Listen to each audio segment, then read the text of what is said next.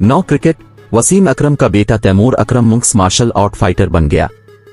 पाकिस्तान के साबिक legendary fast bowler Wasim Akram के बेटे Taimur Akram mix martial art MMA fighter बन गए हैं।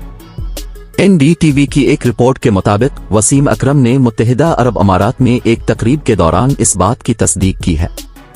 स्विंग के सुल्तान वसीम अकरम ने यह भी बताया कि उनके बेटे तैमूर अकरम ने एक फाइट में हिस्सा भी लिया है। वसीम अकरम के मुताबिक उनका बेटा तैमूर MMA फाइटर बनने के अपने ख्वाब की तकमील के लिए अमेरिका में मुकीम है।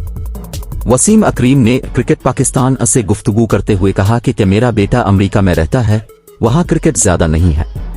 मैंने अपने बच्चों को अपनी मर्जी से जिंदगी गुजारने का हक दे रखा है।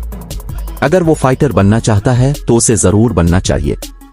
ख्याल रहे कि पाकिस्तान की जानिब से 104 टेस्ट मैचेस खेलकर 414 विकेटें हासिल करने वाले वसीम अकरम ने गुज़िश्ता बरस इंकिशाफ किया था कि वो एक जमाने में कोकीन के आदी रह चुके हैं। ताहम उनके बकौल बाद में उन्होंने इस नशे से छुटकारा हासिल कर लिया था।